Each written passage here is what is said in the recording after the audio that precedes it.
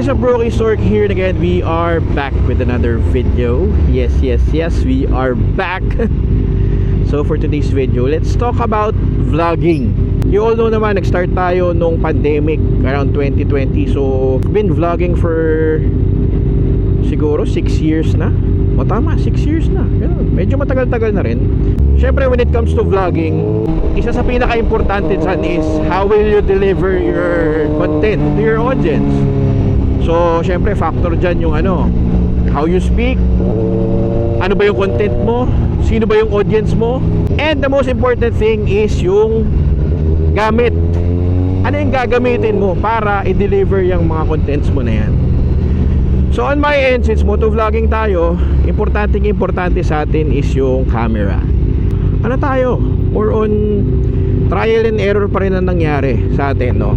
Pero I think 2025 or late 2024, niregaluhan tayo ni Master JD. Big shoutout kay Master JD ng Insta360 Ace Pro.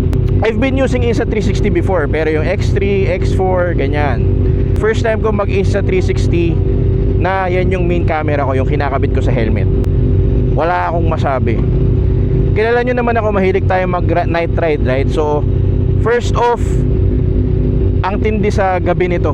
Kumbaga yung low light, wala kang magiging problema. Kasi napakaliwanag pag naka pure video ka sa Insta360 Ace Pro.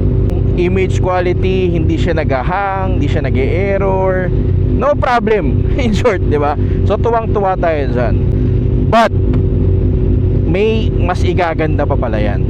Let me show you the Insta360 Ace Pro 2. Hindi lang basta-basta Ace Pro 2. This is the Marc Marquez edition.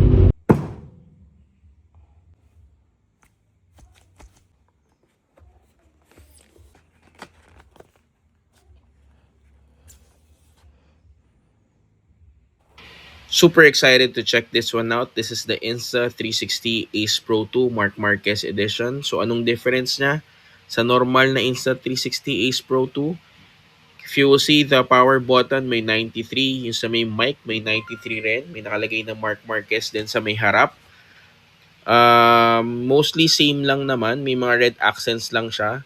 Tapos you can still flip it. Then ito yung pag kinlose mo siya, makikita mo yan, oh. 'Di ba? Marc Marquez goods.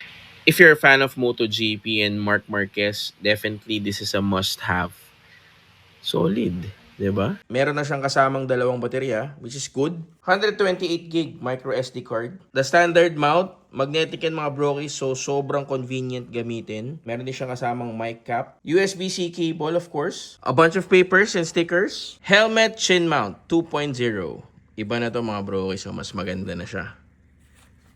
Nice. We have 2 flexible adhesive mounts. Sobrang dikit nito mga brokies. Kahit ilagay mo sa windshield, okay na okay. We have 4 high quality thumb screws. We also have anti-slip rings. And of course, the pre-printed autograph of Marc Marquez. Box pa lang, Diyos ko, napakatindi na, di ba? But to be honest, with the Insta360 Ace Pro, sobrang kontento na ako dyan. Wala ako nagiging problema, na-enjoy ko siya. Satisfied ako sa performance and all. But when we got this Ace Pro 2, sobrang na-curious ako. Ano ba igaganda ng camera na to? Meron ba? Mafe-feel ko ba siya? The Insta360 Ace Pro 2 is designed for vloggers, content creators like me, but it's also for sports enthusiasts, travelers, and adventurers like us. And if you're always shoot in low light, this is the perfect camera for you. First time using the product, ibang-iba yung pagkaka-deliver ng image. Kasi pala, it uses a dual AI chip for superior image quality. Downshift? Improvements and upgrades from Ace Pro. The Ace Pro 2 can now shoot 8K 30fps video. For our night rides, perfect na perfect to 4K 60fps pure video mode. Diba? Kung gaano kaganda yung image quality na yan. I haven't used this camera that much, so gusto ko muna i-explore siya, gamitin ko siya sa mga rides natin. So for the next coming videos, ito na muna yung gagamitin nating camera, the Insta360 Ace Pro 2. Let's talk about the features of this camera on the next video. What are the things that I like, that I don't like, if meron man. So super pumped or excited to use this product kasi I'm a fan. So hindi naman tayo magpapaka-bias dito. Syempre, we'll provide honest feedback. Worth it bang mag-upgrade sa Insta360 Ace Pro 2 coming from Ace Pro?